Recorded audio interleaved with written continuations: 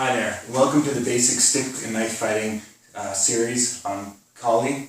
And what I'm going to show you is how the basics of what we do in our classes with the stick and the knife and how we bring out attributes in our training by using them. Anyways, first off I'm going to show you basically when we're awaiting instruction, just so people aren't fidgeting and stuff, the first thing is the ready stance, just waiting for instruction. I'll get the person to take their stick and just put it under their arm, chamber it like that, and put their other hand through and on their wrist, and that's our ready stance for waiting. And this is what I get people to do in class while I'm giving instruction and stuff like that. And other than that, the other thing we do is sometimes when we begin training together and stuff, we'll do a salute. And this just honors the people that have brought us this information, all the people that have given their lives to pass this information along, or they literally have died training this in a battle situation.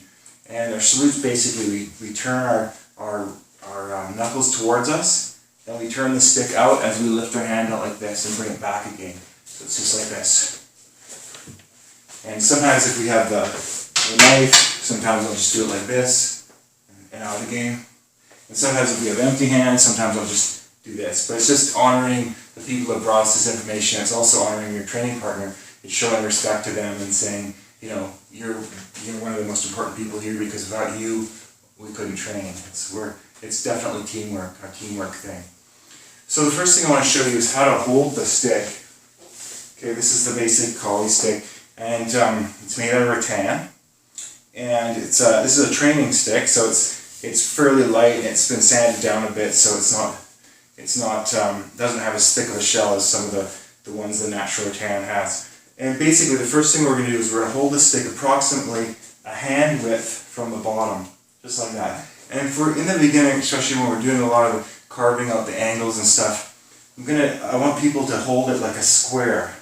Like this makes a perfect square. It's 90 degrees for the most part. And what that does is it forces us to move our body and move our hips and even move our feet. And so we don't want to just flail the thing like a wand. We want to actually carve as if it was a bladed weapon. We use the stick. It's a striking, blunt instrument, but it's also, we use it as if it was an edged weapon as well. So you can quickly drop the stick, and you could pick up another, whether it be a machete or this here is a plastic sword. It's the same thing. It's the same motion.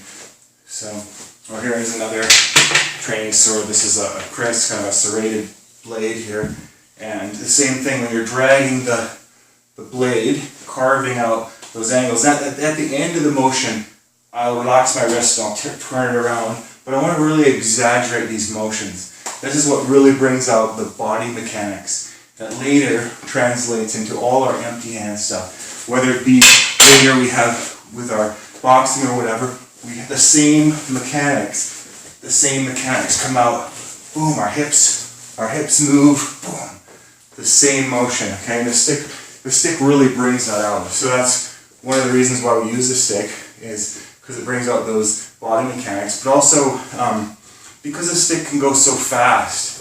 Some people have described it like you're on the highway in a car and then all of a sudden you're in town and everything seems so slow. When you're really used to the stick just flailing around, and all of a sudden you're using the empty hands, it seems more manageable at that speed. So also with the stick, another thing I should say is, one of the reasons why we leave that space at the bottom, not all different styles of the Filipino martial arts do that. Some people hold it very low and whatever, but we leave a space because we also use that striking part here, that puño end. And that's actually an attacking spot, and it can actually be used for hooking limbs as well. So that's another reason. Some of our basic hits with the stick, sometimes, as I said, we use it as a slashing implement, and that brings out the footwork and the body mechanics. So that's what we call a follow-through strike, where we're dragging the stick, dragging, but sometimes also we have a retract. We'll hit and then retract. So sometimes you hit, retract, boom, sometimes you follow through. And sometimes we also use a thrusting motion, like a stab. So you're thrusting at different angles, boom, thrusting. And then there's a couple other ones, there's several more, but there's a couple other popular ones we use. One is the abanico. It's a fan-like motion where our wrist is turning, boom, boom, or sometimes it's on the side, and it would flip it using our wrist. That's a wrist-like motion. Here's another one is where we whip the stick. It's called a redonda, where we lead the stick out, kind of like you're whipping a towel. And the stick comes out and it whips, like that. Comes out and whips, boom. But in the beginning, especially in the beginning, we really want to slow everything down. We want to really exaggerate the motions and really bring out those body mechanics. So we're going to start with angles 1 and 2. And angles 1 and 2 is just a downward horizontal, and then a kind of a back fist downward horizontal. And as we do this, you're going to see your whole body. If you lock this up like into that 90 degrees like I was saying, you're going to jam yourself right here unless you twist your body. So that's what's going to happen. You're going to twist your body just like you're doing a boxing cross. You're going to twist all the way. So this actually brings out those body mechanics. Boom, some downward, downward. And like you probably noticed already, my other hand that I'm not using, I'm just going to keep it here. So it's out of the way. It's not a target for my opponent. If I leave it out here, it's a target. So unless I have a reason for using it, and we will at certain times, I'm going to keep it out of the way. Boom, just downward. So downward figure 8. And just exaggerate those motions.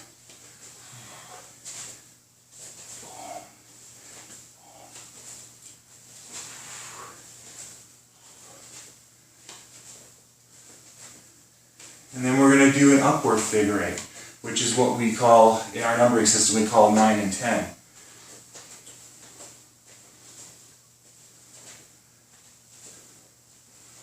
And once again, really exaggerate those motions and really twist your body, fully twist your body back and forth.